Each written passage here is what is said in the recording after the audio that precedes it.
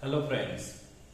तो आज हम वेस्ट बंगाल बोर्ड के अंतर्गत क्लास 8 का एक ऐसे सब्जेक्ट का पेपर आप सभी के समक्ष प्रस्तुत करने वाले हैं जो कि सेकेंड यूनिट टेस्ट का है।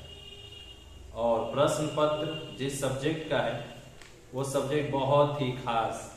आप लोग कमेंट बॉक्स में कमेंट कीजिए कि क्या वो सब्जेक्ट हो सकता है। बिन सुने ही आप लोग तो सब्जेक्ट कुछ और नहीं बल्कि वो सब्जेक्ट हमारा परिवेश और विज्ञान है।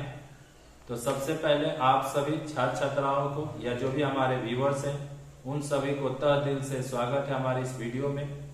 चलिए आज हम लोग ये प्रीवियस ईयर्स का जो पेपर है आप सभी के समक्ष इसको प्रस्तुत करते हैं। तो फर्स्ट टाइम हमारा जो ये पेपर होगा आप सभी के समक्ष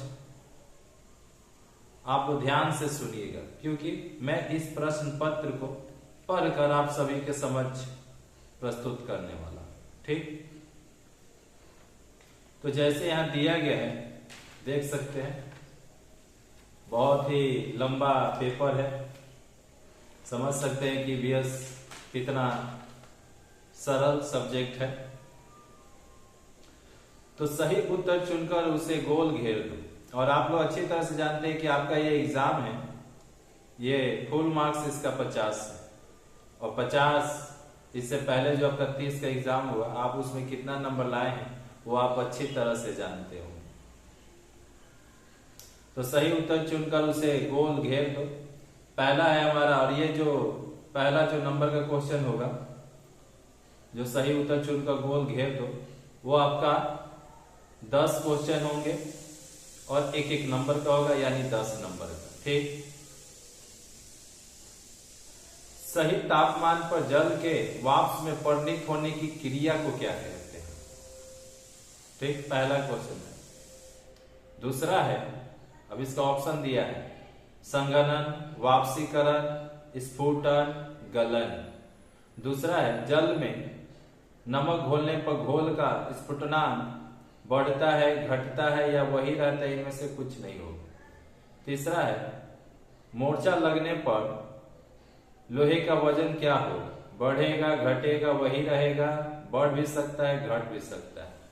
1.4 में एक विचारक यानी अवकारक पदार्थ है ऑक्सीजन, क्लोरीन, हाइड्रोक्लोरिक एसिड या मैग्नीज डाइऑक्साइड। जैसे 1.5 में जाते हैं, इसका जलीय घोल त्वरित विश्लेषण यानी जिसको विद्युत विच्छेदन कहा जाता है, विद्युत विच्छेद कहा जाता है, क्या होगा उसमें?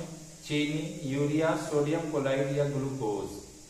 ठीक, 1.6 का जो प्रश्न है, लोहे के पाइप पर किस धातु का प्रलेप देना होगा? निकेल का, क्रोमियम का या एक तरह से जिंक या चांदी। फिर 1.7 प्रोटॉन पर होता है धन आवेश, ऋण आवेश, कोई भी आवेश नहीं या धन और ऋण दोनों आवेश। फिर 1.8 में कॉलेरा रोग फैलता है ब्रीवियो कॉलेरी जीवाणु से, एनाफिलीज मच्छर से, एडिस एनाफिलीज मच्छर से या चूहे से। 1.9 कंदमूल प्रजाति की एक फसल है आलू, ईख, चाय या तुलसी। वहीं 1.10 में मटर किस प्रजाति की फसल है? डंठल का, रेशा का, तेल का बीज धारण करने वाला या दाल। 2 नंबर, ये हमारे 10 प्रश्न थे एमसीक्यू। ठीक, 2 नंबर निम्न प्रश्नों के उत्तर कुछ शब्दों में लिखिए। और ये आपका भी 10 नंबर का है और प्रत्येक प्रश्न एक एक नंबर। तो चैनल पर फर्स्ट टाइम है तो चैनल को सब्सक्राइब कर लीजिएगा और बेल आइकन के बटन को प्रेस कर दीजिएगा। और ये वीडियो आपको इंस्टाग्राम पर भी और फेसबुक पर भी देखने को मिलेगा। तो चलते हैं निम्न प्रश्नों के कुछ शब्दों में जो उत्तर लिखना है। शुद्ध जल किस तापमान पर बदलता है? जो शुद्ध जल होता है किस तापमान पर जल में बदल जाता है? दूसरा है ठोस पदार्थों में ताप का संचालन किस विधि से होता है? वहीं तीसरा कार्बन के दहन से कार्बन डाइऑक्साइड का बनना किस ऊर्जा द्वारा प्रभावित रासायनिक क्रिया है। चौथा, किसी रासायनिक क्रिया के फलस्वरूप ताप का शोषित होना किस प्रकार का परिवर्तन है।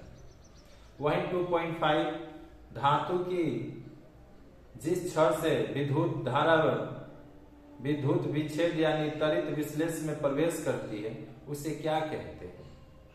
वहीं 2.6 में किसी परमाणु पर इलेक्ट्रॉन के आ जाने पर क्या होता है। 2.7 में वज्रपात की क्षति से बचने के लिए मकानों पर क्या लगाया जाता है। 2.8 में मलेरिया किस प्रकार की महामारी का उदाहरण है। 2.9, रेशा प्रजाति की 2 फसलों का नाम बताइए, रेशेदार। और 2.10 में जो मुर्गी अंडा नहीं देती है, मतलब जो मुर्गी अंडा नहीं सेती है, सेती देखो सेने वाला, उसे क्या कहते हैं। तो ये थे हमारे जो प्रश्न। अब आते हैं हम लोग 3 नंबर में, निम्न रिक्त स्थानों की पूर्ति कीजिए। खाली स्थान है, ये आपको 5 है, प्रत्येक का नंबर 1-1 नंबर है, ठीक। बर्फ के पिघलने का लीन ताप दिया है, यानी गुप्त ताप होता है, गुप्त ताप, ठीक। 2 नंबर, नालियों के जीवाणु पेशाब की यूरिया को तोड़कर डैश गैस उत्पन्न करते हैं। नालियों के जीवाणु पेशाब की यूरिया को तोड़कर डैश गैस उत्पन्न करते हैं। 3.3, पाती नींबू का रस विद्युत का डैश है, क्या है। वहीं 3.4 में जाएंगे, रबर डैश प्रजाति की फसल है। 3.5, मलेरिया रोग के लिए उत्तरदायी प्रोटोजुआ डैश है।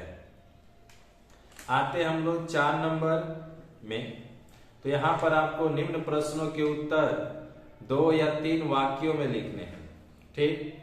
और यहाँ पहला प्रश्न और प्रत्येक प्रश्न 2-2 नंबर का है, ध्यान से सुनिएगा, ठीक। और चैनल पर फर्स्ट टाइम है तो चैनल को सब्सक्राइब कर लीजिए, क्योंकि अब हर प्रश्न VVI है, समय से पहले आपको पेपर दिया जा रहा है और बोलकर भी बतलाया जा रहा है। अब आपके ऊपर है कि आप किस तरह से पेपर को हल्के में लेते हैं या क्या करते हैं। भीगे कपड़े को लपेट कर रखने पर या फैला देने पर किस स्थिति में जल्दी सूखेगा और क्यों। दूसरा 4.2, 2 रासायनिक पदार्थों के नाम लिखो जो अनुघटक या कैटलिस्ट का कार्य करते हैं। वही 4.3 में विद्युत विच्छेद या नॉन इलेक्ट्रोलाइट किसे कहते हैं। इसी का एक अथवा दिया है 4.3 का, विद्युत अविच्छेदों के 2 उदाहरण लिखिए। वहीं पर हम लोग 4.4, महामारी कितने प्रकार की होती है, किन्हीं 2 के नाम लिखो। 4.5 में अगर आप आते हैं तो सजावट के उपयोग के लिए फसलों के 2 उदाहरण दो। सजावट के उपयोग के लिए फसलों के 2 उदाहरण दो। और इसी का एक अथवा है, केला और अंगूर किस प्रजाति की फसलें हैं। आइए 5 नंबर जो अंतिम है हमारा, निम्न प्रश्नों के उत्तर 3 या 4 वाक्यों में आपको लिखना है दोस्तों। और ये प्रत्येक प्रश्न आपको 3-3 नंबर के होंगे, ठीक। यानी आपको 5×3 15, इस 5 नंबर वाला ग्रुप से 5 नंबर वाले क्वेश्चन से आपको 15 नंबर मिलने वाला। Very very important. अगर आपने वीडियो को स्क्रॉल किया आप समझिए। तो थर्मोफ्लास्क का कार्यविधि लिखो। और इसी अथवा में इसका दिया है कि द्रव पदार्थों में ताप के प्रवाह की विधि का वर्णन कीजिए। दूसरा है 5.2 में अनुघटक या कैटलिस्ट किसे कहते हैं, इसकी 2 विशेषताएं लिखो। और इसी का अथवा है ऑक्सीकरण विक्रिया की पहचान की 3 विधियां को लिखो। 5.3 में त्वरित द्वारा यानी इलेक्ट्रोड किसे कहते हैं, ये कितने प्रकार के होते हैं, उनके नाम लिखो। 3 क्वेश्चन इसी में बोले हम 1-1 नंबर का, यानी हमने पहले बोला था प्रत्येक प्रश्न 3-3 नंबर का है। 5.4 परिभाषा लिखो। धनात्मक आयन, ऋणात्मक आयन, विभव पार्थक्य, इसके बारे में आपको परिभाषा लिखना है। और इसी का अथवा में है वज्रपात क्या है, घर पर रहने पर वज्रपात से बचने के लिए क्या करना चाहिए। अब 5.5 मधुमक्खी पालन की आधुनिक विधि का वर्णन करो। तो दोस्तों आप देख सकते हैं ये सेकेंड यूनिट टेस्ट का पेपर था जो आप सभी के समझ था। अब आपको इस पेपर को कैसे सॉल्व करना है ये आपके ऊपर डिपेंड करता है। हमने प्रश्न पत्र को आपके सामने प्रस्तुत कर दिया। वीडियो को थोड़ा रोक कर थोड़ा लिखने में फास्टिंग, और इस तरह से आप इस वीडियो को में जो भी बतलाया गया प्रश्न पत्र उसको अपना तैयारी कीजिए और अपने एग्जाम में बेहतर अंक पाइए। तो मिलते हैं नेक्स्ट वीडियो में, तब तक के लिए जय हिंद, जय भारत, वंदे मातरम।